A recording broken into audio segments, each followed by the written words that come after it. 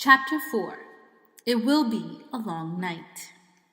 Alone in the apartment while Mama was out shopping with Kirsty, Anne, Mary, and Ellen were sprawled on the living room floor, playing with paper dolls. They had cut the dolls from Mama's magazines, old ones she had saved for past years.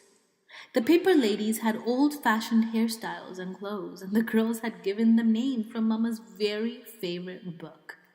Mama had told Aunt Mary and Ellen the entire story of Gone with the Wind, and the girls thought it was much more interesting and romantic than the king and queen tales that Kirsty loved. "Come, Melanie," Aunt Mary said, walking her doll across the edge of the rug. "Let's dress for the ball." "All right, Scarlett, I'm coming," Ellen replied in a sophisticated voice. She was a talented performer. She often played the leading roles in school dramatics. Games of the imagination were always fun when Ellen played. The door opened and Kirsty stomped in, her face tear-stained and glowering. Mama followed her with an exasperated look and set a package down on the table. "I won't!" Kirsty sputtered. "I won't ever wear them. Not if you chain me in a prison and beat me with sticks." Aunt Mary giggled and looked questioningly at her mother. Mrs. Johansson sighed. "I bought Kirsty some new shoes," she explained. "She's outgrown her old ones." "Goodness, Kirsty," Ellen said. "I wish my mother would get me some new shoes. I love new things, and it's so hard to find them in the stores." "Not if you go to a fish store," Kirsty bellowed. "But most mothers won't make their daughters wear ugly fish shoes." "Kirsten," Mama said soothingly, "you know it wasn't a fish store, and we were lucky to find shoes at all." Kirsty sniffled. "Show them," she commanded. "Show Aunt Mary and Ellen how ugly they are." Mama opened the package and took out a pair of little girl's shoes. She held them up, and Kirsty looked away in disgust. "You know there's no leather anymore," Mama explained. But they found a way to make shoes out of fish skin. I don't think these are too ugly." Aunt Mary and Ellen looked at the fish skin shoes. Aunt Mary took one in her hand and examined it. It was odd-looking. The fish scales were visible, but it was a shoe and her sister needed a shoe. "It's not bad, Kirsty," she said, lying a little. Ellen turned the other one over in her hand. "You know," she said, "it's only the color that's ugly." "Green!" Kirsty wailed. "I will never ever wear green shoes." Kirsty frowned. Okay, maybe I would," she said finally. "Well then," Ellen told her, "tonight, if your mama doesn't mind, I'll take the shoes home and ask my father to make them black for you with his ink." Mama laughed. "I think that would be a fine improvement. What do you think, Kirsty?" Kirsty pondered. "Could he make them shiny?" she asked. "I want them shiny." Ellen nodded. "I think he could. I think they'll be quite pretty, black and shiny." Kirsty nodded. "All right, then," she said. "But you mustn't tell anyone that they're fish. I don't want anyone to know." She took her new shoes, holding them disdainfully, and put them on a chair. Then she looked with interest at the paper dolls. "Can I play too?" Kirsty asked. "Can I have a doll?" She squatted beside Aunt Mary and Ellen on the floor. Sometimes, Aunt Mary thought, Kirsty was such a pest, always butting in. But the apartment was small. There was no other place for Kirsty to play. And if they told her to go away, Mama would scold.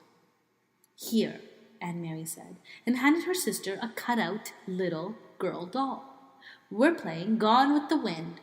Melanie and Scarlett are going to a ball. You can be Bonnie. She's Scarlett's daughter." Kirsty danced her doll up and down happily. "I'm going to the ball," she announced in a high, pretend voice. Ellen giggled. "A little girl wouldn't go to a ball. Let's make them go someplace else. Let's make them go to Tivoli." "Tivoli!" Aunt Mary began to laugh. "That's in Copenhagen. Gone with the Wind is in America."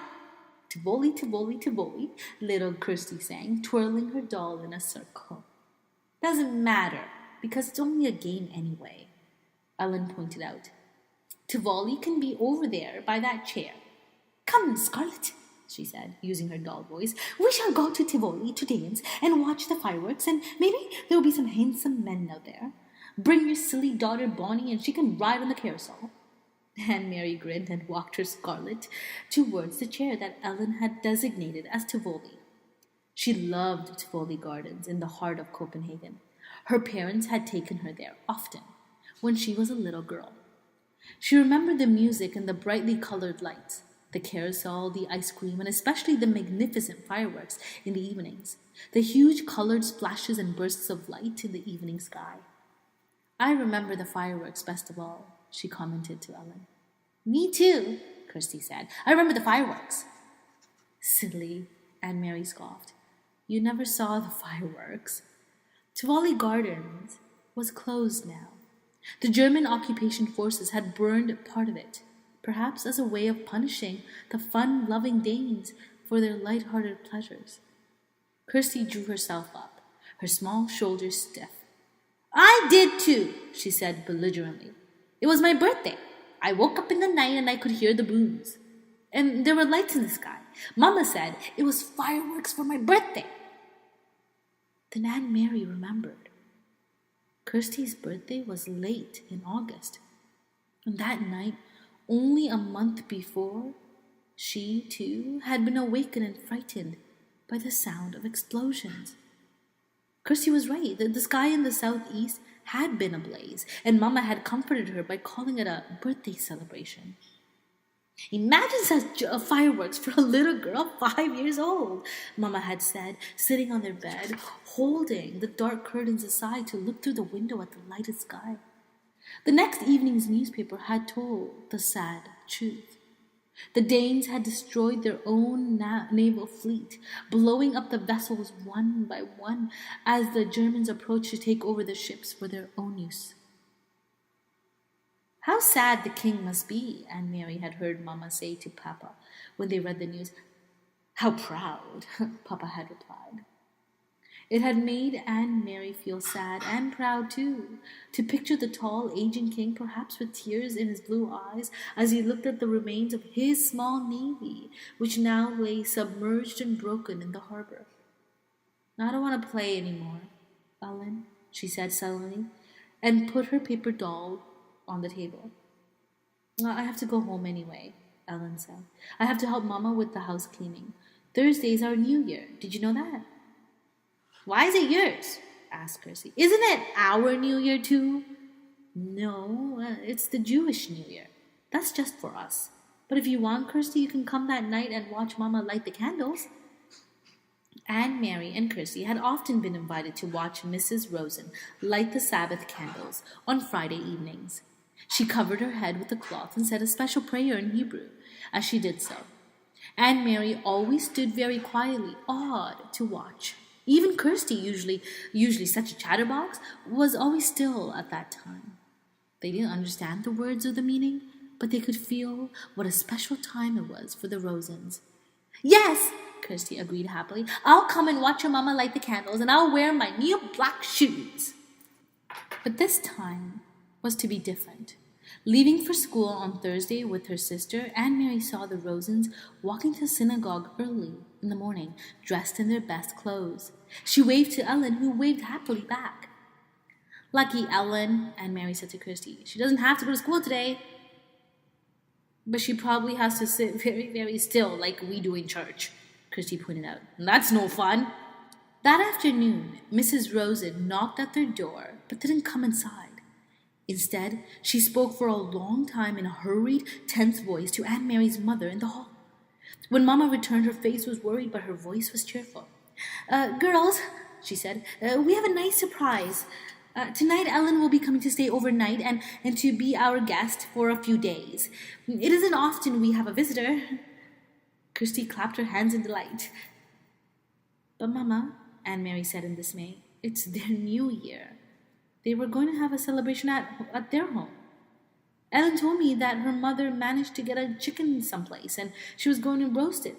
The first roast chicken in a year or more." "Their plans have changed," Mama said briskly. "Mr. and Mrs. Rosen have been called away to visit some relatives, so Ellen will stay with us. Now, let's get busy and put clean sheets on your bed, Kirsty. You may sleep with Mama and Papa tonight, and we'll let the big girls giggle together by themselves. Kirsty pouted, and it was clear that she was about to argue. Mama will tell you a special story tonight, her mother said. One just for you. About a king? Kirsty asked dubiously. About a king if you wish, Mama replied. All right then, but there must be a queen too, Kirsty said. Though Mrs. Rosen had sent her chicken to the Johansen, and Mama made a lovely dinner large enough for second helpings all around, it was not an evening of laughter and talk. Ellen was silent at dinner. She looked frightened. Mama and Papa tried to speak of cheerful things, but it was clear that they were worried, and it made Aunt Mary worry too. Only Kirsty was unaware of the quiet tension in the room. Swinging her feet in their newly blackened and shiny shoes, she chattered and giggled during dinner. Early bedtime tonight, little one, Mama announced after the dishes were washed.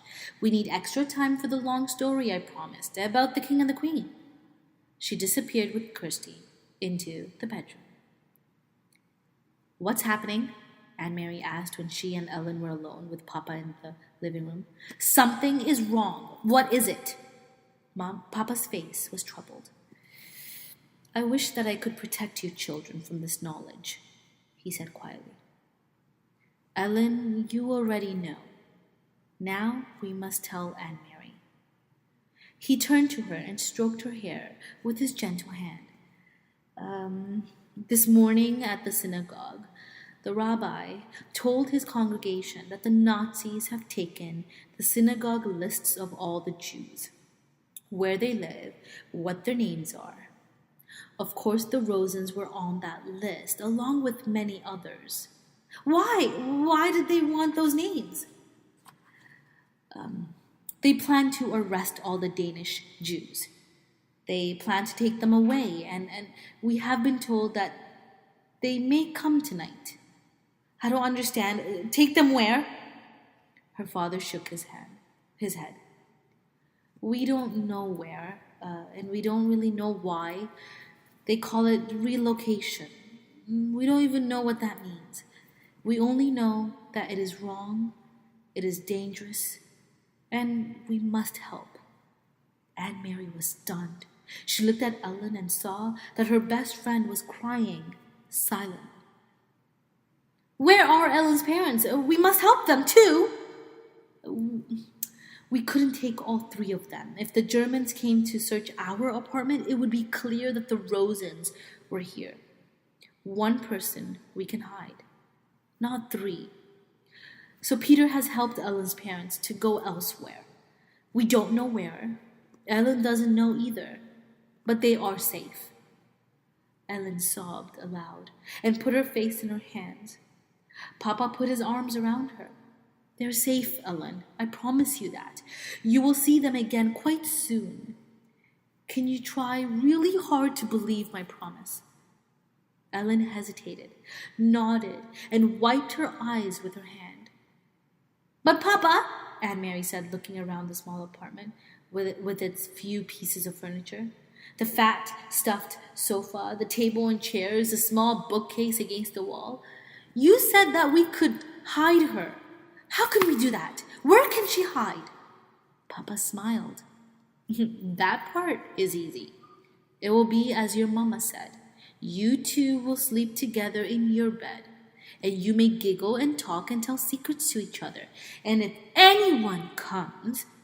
Ellen interrupted him. Who may come? Will it be soldiers, like the ones in the corner?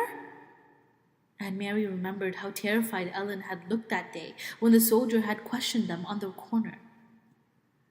I really don't think anyone will, but it never hurts to be prepared. If anyone should come, even soldiers, you two will be sisters. You are together so much it will be easy for you to pretend that you are sisters. He rose and walked to the window. He pulled the lace curtain aside and looked down into the street. Outside it was beginning to grow dark. Soon they would have to draw the black curtains that all Danes had on their windows. The entire city had to be completely darkened at night. In a nearby tree, a bird was singing. Otherwise, it was quiet. It was the last night of September. Go now and get into your nightgowns. It will be a long night. Anne, Mary, and Ellen got to their feet. Papa suddenly crossed the room and put his arms around them both. He kissed the top of each head. Anne Mary's, blonde one, which reached to his shoulder, and Ellen's dark hair, the thick curls braided, as always, into pigtails. Don't be frightened, he said to them softly. Once I had 3 daughters. Tonight I am proud to have 3 daughters again.